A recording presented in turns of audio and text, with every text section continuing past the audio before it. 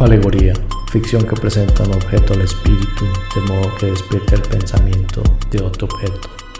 Obra o composición literaria o artística de sentido alegórico.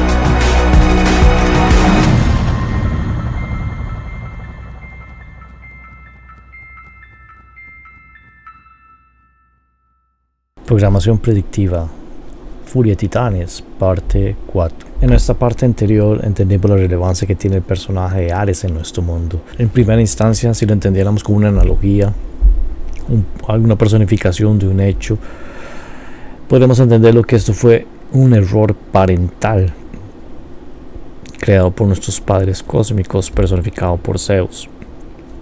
En una escala cósmica, la humanidad fue abandonada, creando serios problemas.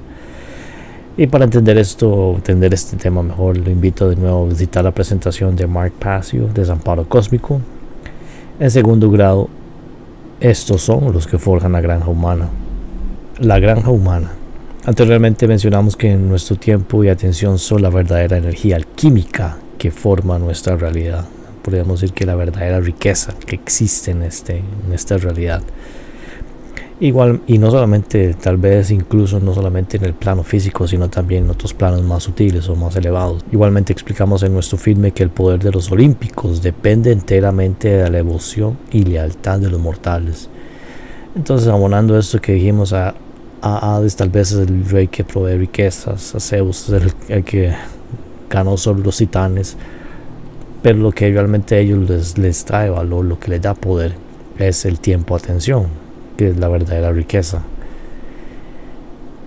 En pocas palabras, si lo vemos de esta manera fríamente, ese texto también nos recuerda un poco aquella película de Matrix, donde los seres humanos apenas son reducidos a baterías que alimentan a las máquinas o a una inteligencia artificial. Solo que en este caso lo estamos trayendo de una alegoría de la ciencia ficción o distopía o cyberpunk, incluso a un género fantástico, pero la premisa es básicamente la misma.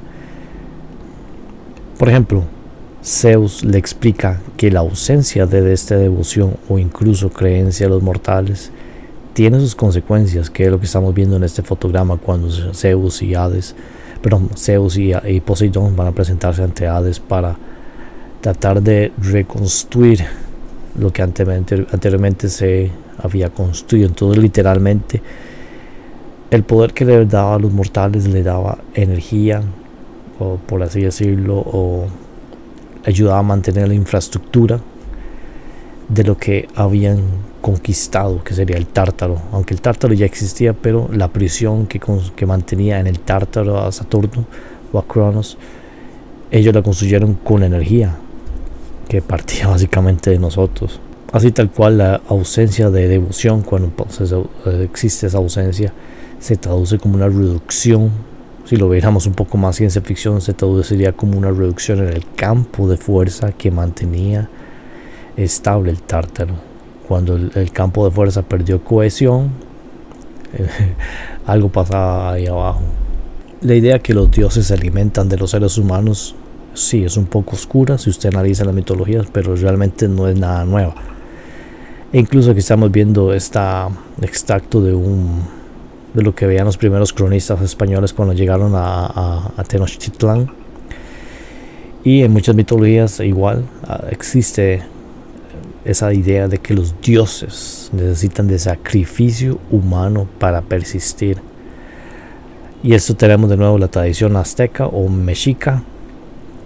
Los sacerdotes, de acuerdo a las creencias, debían ofrecer los corazones humanos y la sangre para ayudar a Huitzilopochtli, que era el sol, triunfante. Algo, cuando lo digo así me recuerda un poco al Sol Invictus de los romanos, para continuar su lucha contra las fuerzas de la oscuridad. Entonces era el mito de igual algo como sucedía en Egipto, que cada 12 horas Horus vencía a las fuerzas de las tinieblas, a su tío Set. Pero en el caso de los mexicas, Huitzilopochtli necesitaba literalmente de los sacrificios de la sangre humana, de esa energía, de esa devoción, de la verdadera riqueza en nuestro plano, para triunfar sobre las fuerzas de la oscuridad. Y ahí estamos viendo un poco también el juego de control mental, porque es ese control mental de que si no fuera por nuestro sacrificio, el mundo como lo conocemos desaparecería. Y por eso luego los mismos sacerdotes, que eran grandiosos astrónomos y astrólogos, sabían aprovechar cuando venía un eclipse para decir: ve, su devoción hace falta, los dioses están enojados y vamos a perder nuestro sol, sabiendo que es un fenómeno astronómico. Se puede mantener en control la población cautiva con el miedo a la pérdida de lo que conocemos. Y esto esta idea de la fuerza de la oscuridad también viene abonado con una leyenda que se encontró en el códice Chimalpopoca, que lo vamos a leer aquí. Dice, es un pequeño extracto, obviamente no es completo. Luego, se detuvo 4 días en el cielo, vino a pararse en el signo Naulín, que sería la palabra, el vocablo náhuatl. 4 días no se movió, se estuvo quieto. Dijeron los dioses: ¿por qué no se mueve? Enviaron a Itztlotli, el gavilán de obsidiana, que fue a hablar y preguntar al sol. Le habla: dicen los dioses, pregúntale por qué no se mueve. Respondió el sol: porque pido su sangre y su reino. Ahora bien, yo estuve usando una traducción oficial. De hecho aquí no lo puse. Creo que una siguiente diapositiva va a venir el link sobre la Universidad de México, que publicaron una traducción oficial. Entonces esta es la traducción como más oficial o la más aceptable de los académicos del náhuatl. No obstante, este texto yo lo leí de un extracto del libro Joseph P. Farrell, creo que es Greed of the Gods, lo vamos a ver más adelante. Yo leí este extracto pero en inglés, de una traducción que hizo un señor anteriormente. Entonces lo traje para que se entienda, pero también estoy haciendo referencia al texto en inglés, porque en inglés hay una diferencia fundamental que creo que se perdió en el español. En inglés dice: then the sun said, why? Because I'm asking for their blood, their color, their precious substance. Básicamente es la misma última frase donde el sol responde: ¿por qué? Porque lo que estoy pidiendo es su sangre, su color, esa sustancia preciosa.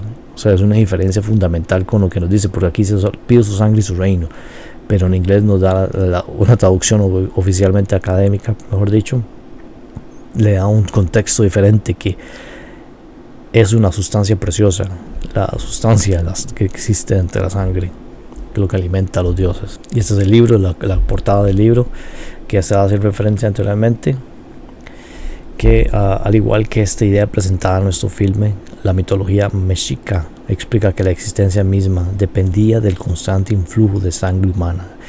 E incluso no solamente los mexicas, si se acuerdan el juego de pelota de los mayas, que el balance entero del cosmos dependía exactamente de que el balón nunca cayera al suelo, y por eso se cortaba la cabeza a los perdientes para tratar de apaciguar a los dioses por su fracaso.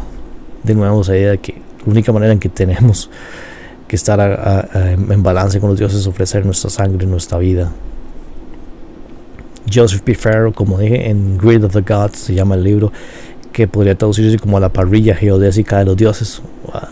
Digo así porque nunca he encontrado un libro de Farrell en español. Creo que está en alemán, en italiano y en otro idioma, pero ahorita no me acuerdo, pero nunca los he visto en español, por eso tengo que hacer la traducción yo mismo. Dice: en otras palabras, la maquinaria celestial, y eso está hablando Don Farrell sobre todo esta mitología, no solamente la mexica. En otras palabras, la maquinaria celestial estaba tan rota que ésta se detuvo, y solo podía ser reiniciada por el sacrificio de los mismos dioses, especialmente en Teotihuacán. Y es no necesariamente la posición de él, pero habla de que este sector de la galaxia, algunos sociedades secretas, podríamos decirlo, algunos grupos de interés, consideran a la realidad física como una especie de máquina, si no es que es de tal un holograma, y ese holograma sostenido por una maquinaria que necesita combustible o tiene algún fallo que más o menos se le da un remiendo en la maquinaria, y ese remiendo sería mantenerlo alimentado con sangre humana, el sacrificio humano. Más o menos por ahí va la idea que Faro sostiene, no la tesis de él, sino la que él expone con respecto a ciertas creencias mitológicas y que ha continuado a lo largo del tiempo. Aquí luego le hace saca de nuevo el código Chimalpopoca, de donde viene, buscando el raíz de donde vienen esas creencias, que no solamente desde Mexica sino a lo largo del planeta. Pasa que estamos usando la versión mexica porque, bueno, aquí está, sí, aquí tengo el link por si logran verlo, donde agarré el extracto, la traducción oficial en la Universidad de México. Dice: 10 Tecpacatl, 10 Cali, 12 Tochtli, 13 Acatl. Disculpa el náhuatl. Entonces estuvo habiendo muchos agüeros en Tolán. También entonces empezó la guerra, que dio principio el diablo Yatl. Compitieron los toltecas con lo que se dicen de Nestalpan, y después que fueron a ser cautivos, y comenzó la matanza de hombres en sacrificio. Mataron los toltecas a sus cautivos. En medio de ellos anduvo a pie el diablo Yatl, enojándolos mucho para que mataran hombres. Luego introdujeron también el desollamiento de hombres. En ese tiempo dedicaban los cantos sobre el despeñadero Texcalapán. Ahí por primera vez una mujer otomí, que en el río aderezaba hojas de maguey, la cogió y desolló, y luego se vistió la piel del tolteca llamado Xiucotzcatl. Por primera vez empezó Totec, el dios que tiene ese nombre, a vestirse la piel. Después en todas partes empezó tanta mortandad que hubo de hombres en sacrificio, porque se refiere que primero, durante ese poder de su tiempo, Quetzalcoatl, que fue el hombre Seacatl, nunca jamás quiso los sacrificios humanos, etc. Y que después de donde había reinado Huemac, había todo lo que comenzaron los diablos. Pero aparte se hizo un papel y se escribió, donde se sabrá. Continúa. 3 Tochtli, 4 Acatl, 5 Tecpatl, 6 Cali, 7 Tochtli. En ese año comenzó la gran mortandad de hombres en sacrificio en 7 conejos. 7 conejos, entre paréntesis, es como, por lo que entendí el texto, es la manera en que se le asigna a la edad, o como decir el año, como lo asignaban ellos, los mexicas. Hubo una gran hambre, y se dice que los toltecas se aconejaron. Fueron 7 los años de hambre, y por eso donde quiera, de una manera estable, todo fue aflicciones y muertes de hambre. Luego los demonios pidieron los hijos legítimos de Huemac, quien fue a dejarlos a Xochiquetzalyapan, la seca de Xochiquetzali, y en Luitzcoc, y en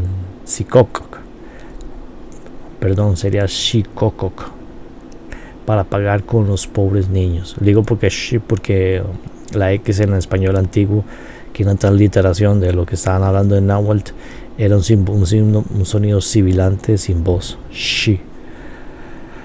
Allí por primera vez comenzó la gran matanza que estuvo habiendo de hombres en sacrificio, el sacrificio como pago.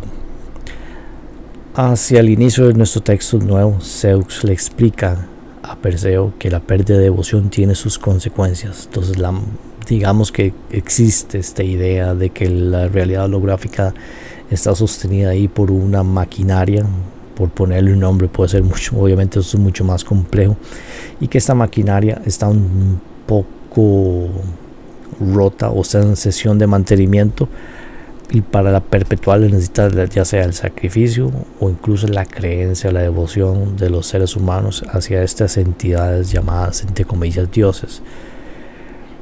Y con, ya volviendo a nuestro texto, la pérdida de esa devoción, de esas creencias, hizo que esa energía, en lugar de enrutarse o embarcarse hacia el mantenimiento de la realidad holográfica, particularmente en la cárcel que es ahora el Tártaro, fue el Tártaro, está perdiendo las fuerzas o el campo de fuerza para contener a las antiguas fuerzas titánicas. Entonces podríamos decir que fueron condenadas al abismo, como en otras mitologías, y estuvieron en un campo de fuerza como a veces ven en las películas de ciencia ficción.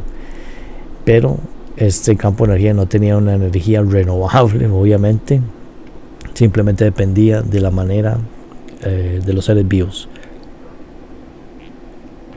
Que se ha seguido un poco mis presentaciones anteriores, esa forma de generar o mover maquinaria o tecnología en base a los seres vivos es un concepto totalmente atlante.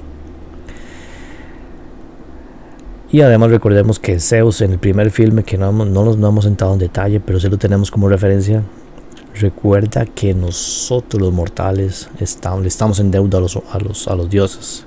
Se acuerda que él se puso muy enojado. ¿Cómo? Si yo les di la vida a los mortales, ¿cómo se atreven a levantar la mano contra mí? Y en eso aparece Hades. Yo tengo la solución para que los mortales vuelvan a creer. Y fue todo aquello del Kraken. Incluso en ese primer filme, es algo que me pareció muy interesante. Hades se comporta como un pícaro divino. De hecho, en ambas películas el personaje es muy interesante, porque en el primero es un pícaro divino que le hace una treta, porque Zeus pensó que asustando a los mortales con el Kraken le iban a volver sus poderes, y en realidad toda esa devoción, todo ese miedo está alimentando solo a Hades, y le restó poder a Zeus. Se comportó como un pícaro divino, haciéndole una tiquiñuela, una trampa. Sin embargo, como buen pícaro divino, al final y al cabo, ¿quién fue que rescató? ¿Quién le dio poder a Zeus para hacer la última confrontación? El mismo Hades. Se tuvo conciencia de ver lo que estaba haciendo, de lo que perdió, y que realmente Zeus medio cabezón, pero se arrepintió de cómo lo trató, digamos, de la trampa que le asignó el inframundo. Y al final se convirtió en un personaje más o menos bueno, incluso adquirió cierta sabiduría hacia el final de la furia de titanes. Tal vez sea mejor ahora, tal vez sea más fuerte ahora que no tengo poderes, dijo él, porque solo tenía conocimiento. Como dicen, sabe más el diablo por diablo, sabe más el diablo por viejo que por diablo. De nuevo, volviendo al libro The Greed of the Gods de Pharaoh, o la parrilla geodésica de los dioses, y empieza a hacer ciertas conclusiones él en el libro que me parecieron muy interesantes con respecto a esto del sacrificio humano. Obviamente él está hablando, hicimos una comparación entre los mexicas y la mitología griega, pero de nuevo, este tema no es particularmente único de los mexicas. De hecho, fue algo bastante extendido en el mundo antiguo, y podríamos decirlo que todavía continúa, solo que de manera muy disfrazada en nuestros días. Dice, hay tres cosas que notar aquí. El sacrificio es considerado un pago, por ejemplo, algo que está endeudado. Por ende, está implícito el concepto que hay una deuda que debe ser saldada por X y razón. Segundo, el sacrificio no era del orden original. Segundo, el sacrificio no era el orden original de la sociedad. Esta fue institucionalizada en un periodo tardío por los diablos. Y 3. Fue institucionalizada por un diablo en particular, alguien llamado Yaotl, cuyo nombre contiene la raíz Ya. Obviamente en algunos lugares de Latinoamérica decimos Ya, pero también en otros lados es Ya. Por ejemplo, en inglés sería Ya. Es un sonido semivocálico que se usan en español, también se usan en inglés y en alemán. Entonces por eso estamos pronunciándolo de esta manera. Y que en nombre y personalidad suena mucho al parecido. Nosotros decimos Yahvé, pero también es Yahvé de la Torá, los primeros 5 libros del Viejo Testamento, quien toma tal gozo en olfatear el aroma del sacrificio humano. Y aquí algo que no que no mencioné particularmente, él lo trata en el libro, pero no lo puse aquí, es que hace referencia a los dos hermanos del Génesis, Abel y Caín, que Caín le ofreció sacrificio a Yahvé, con frutas y verduras, mientras que Abel ofreció un sacrificio animal, y cuando llegó a leerlo a Yahweh, se excitó muchísimo, que uy, qué rico huele esto, cuando olió la carne del animal sacrificada, cuando ella está siendo quemada. Y eso fue una discordia entre ambos hermanos, porque Caín quería solo un sacrificio de frutas, verduras, algo muy sencillo, cosa también que menciona Pharaoh, que es lo que es el único tipo de sacrificio que realmente quería hacer Quetzalcóatl. De hecho, fueron unos encontronazos entre Quetzalcóatl y los demonios liderados por Yaotl, que ellos querían sacrificio humano y además el concepto de deuda. Y Quetzalcóatl, no, están equivocados, eso no es una manera de hacer las cosas. Disculpo por el paréntesis, continúa. Ya nos enfrentamos a Huemac como uno de los reyes aztecas mencionados en el códice Chimalpopoca, pero ahora aprendemos de otra presencia detrás de la práctica del sacrificio humano: hechiceros, además de los demonios. En otras palabras, la mitología azteca sugiere que estamos mirando la actividad de una élite iniciada. De nuevo, el sacrificio es referido como pago. De nuevo, esa idea. Entonces es difícil evadir las conclusiones de las que los, entre comillas, diablos eran quienes demandaban el pago. De nuevo, esa idea de que nosotros los mortales estamos en deuda con estos, entre comillas, dioses. La pregunta que tal vez te está haciendo ahorita: ¿qué tiene que ver en nuestro texto con la mitología mexica o azteca? Como explicamos, la idea del sacrificio como deuda por perpetuar el mundo, el universo como lo conocemos, no es nada nueva. De hecho, puede leer las crónicas de cuando Roma estaba sitiando Cartago en el Mediterráneo, el imperio de Cartago,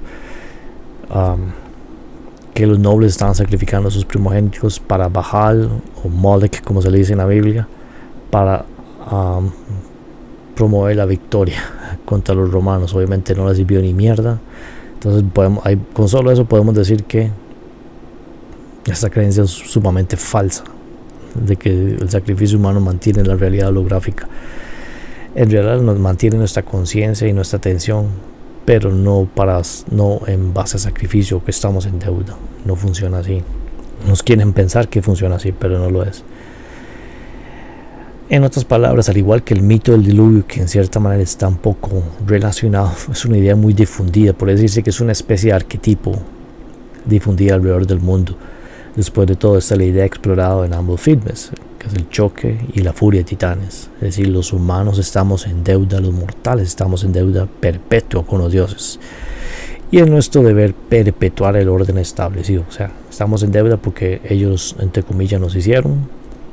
Y si queremos que se mantenga todo esto, el dinero, que el automóvil, que pagar el marchamo, que pagar impuestos, que tengamos casa, que tengamos calles, que podamos ir al centro comercial a comprar, que tengamos Amazon para ordenar nuestras compras, tenemos que ofrecerle sacrificio a los, entre comillas, dioses, para que se mantenga el orden establecido, el establishment. Además, parte de este orden es que los dioses se alimentan de nosotros. Anteriormente, en los viejos tiempos, era rajatabla. Cuando llegaron los españoles aquí, algunos de los cronistas se les paró el pelo, incluso a ellos. Pero eso era una tradición un poco difundida en el mundo antiguo. Pasa que conforme llegó la cristiandad, se quiso tapar el sol con un dedo y se hace de manera subterránea. Y mejor dicho, nuestra devoción, tiempo, atención o energía alquímica, que es lo que mencionamos, es lo que sostiene este mundo. Hasta cierto punto, como dije, es correcto. Nosotros somos los que forjamos la realidad. Nosotros decimos qué hacer o no hacer. Y lo que pensamos, lo que sentimos y lo que actuamos es lo que se ve construido, que en conjunto es lo que construye nuestra civilización. Claro, si usted parte del supuesto que estamos en deuda, que no servimos para nada, que necesitamos de un amo que nos trate que nos guíe como si fuéramos un rebaño, Ese es el mundo que vamos a ver reflejado a nuestro alrededor. Pero si sabemos que somos libres y soberanos y que tenemos que seguir la ley moral, sería otro tipo de mundo que construiríamos. No es que porque vamos a dejar de creer en el gobierno, el dinero, los impuestos, automáticamente el mundo se va a desaparecer. Puede que haya un poco de caos, que la gente odia ese caos. Pero la gente no es tan tonta como ella misma se cree, ni tampoco imaginativa, ni tampoco cooperativa. Siempre va a haber gente idiota, siempre va a haber psicópatas. Pero está en manos del resto de las personas ponerse de acuerdo y defenderse o tratar de educarlos. Y si no están educados, ¡pum!, para eso está la fuerza física, para defenderse. En nuestro filme las consecuencias son evidentes. Igualmente, esto es común en muchas mitologías. El texto nos quiere vender de que si no fuera por nuestra creencia, el tártaro va a explotar y nos va a comer. Incluso Farrell en su libro hace referencia a esta idea de otros, dentro incluso los padres fundadores de la iglesia, muy interesante. En última instancia,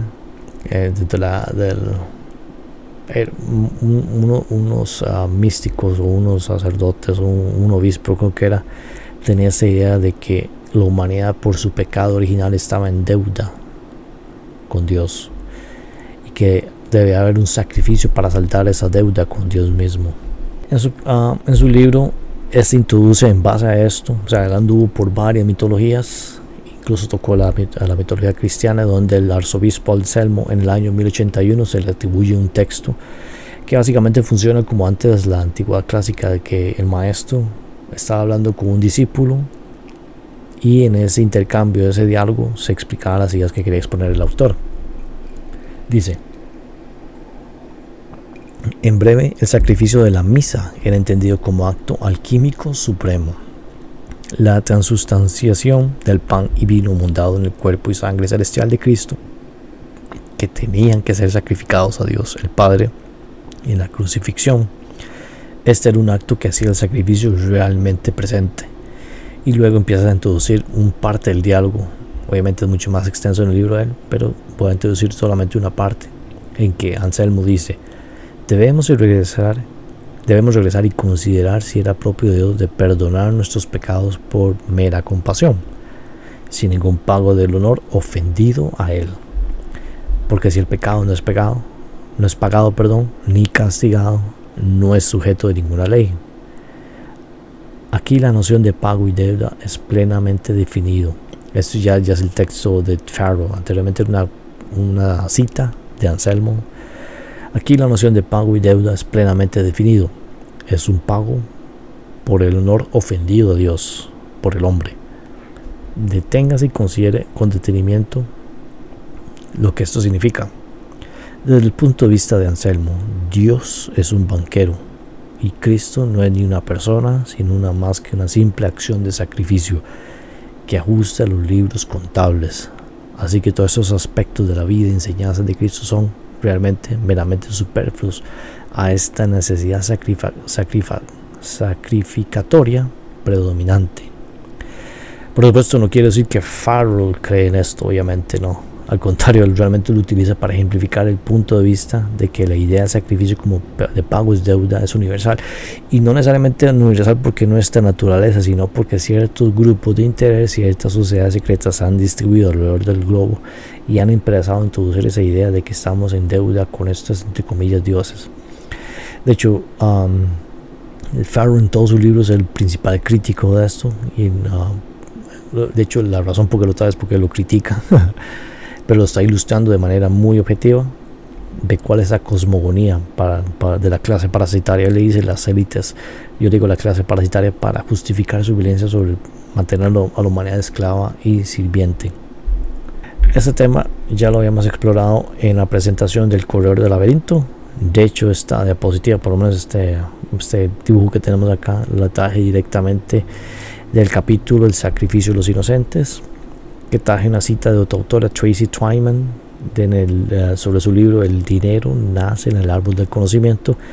Ella hace una descripción de lo que estamos viendo acá, de este grabado, si no me equivoco era madera, pasa que aquí estamos viendo ya la versión colorizada. Era el arco que Flamel tenía las 7 imágenes del libro de Abraham el judío reproducido.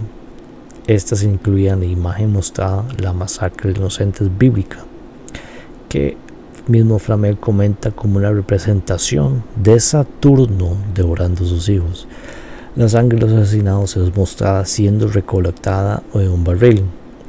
El comentario de Flamel explica de manera solapada el propósito de esto. En el último lado de la quinta hoja había un rey con un gran bracamante que hizo matar en su presencia por parte de unos soldados a una gran multitud de pequeños infantes, cuyas madres lloraban a los pies de los sanguinarios soldados. La sangre de estos infantes era luego recolectada por los soldados, puesta en un gran recipiente donde el sol y la luna venían a bañarse. Entonces lo que estamos hablando es algo bastante oscuro, tema que también lo toqué en esa presentación por si desea visitarla, y me parece muy interesante, un poco sincronístico, el hecho que estamos hablando de Saturno. La matanza de los inocentes nos referimos a cuando Herodes el Grande supo que el rey de los judíos estaba naciendo y que había se me olvidó, como esa promesa de que venía el Dios, el rey de reyes. Entonces él salió como loco a exterminar a cuanto infante de menores de 10 años había en Palestina.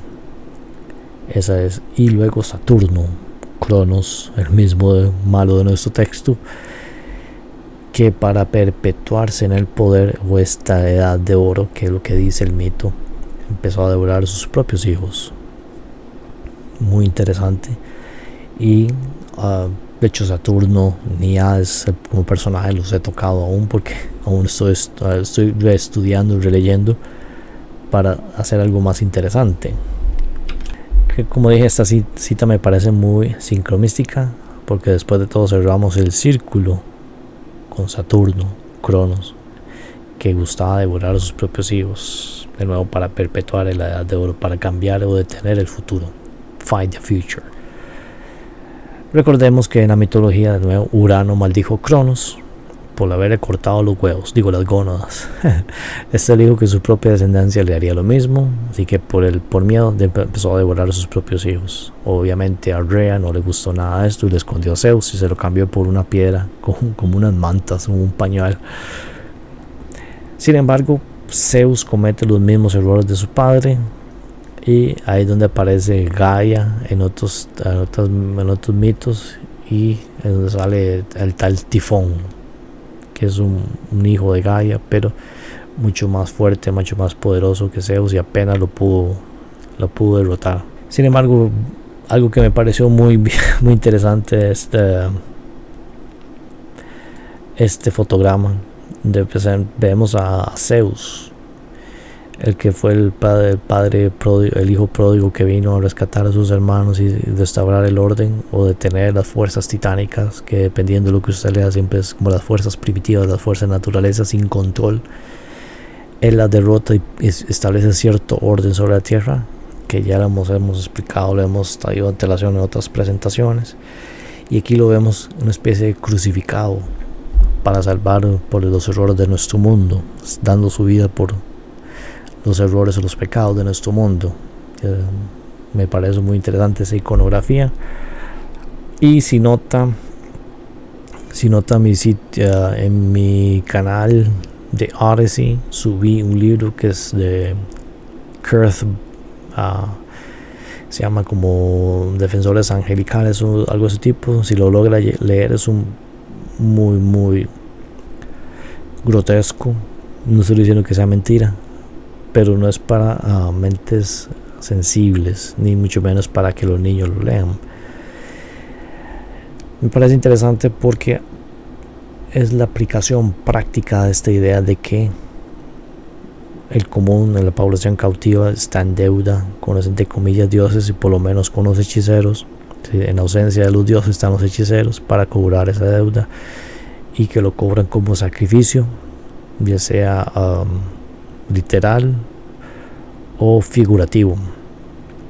Pues bien, en ese libro el autor nos habla de una resistencia que en él tuvo contacto, que en teoría estaban tratando de ponerle fin a estas prácticas de sacrificio, y ellos se llaman como la resistencia de Júpiter, que es otro nombre, como los nombres que le dan los romanos a Zeus.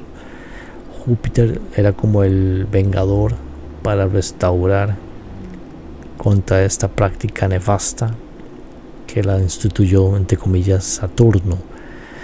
Y me parece muy interesante que tenemos a dos fuerzas.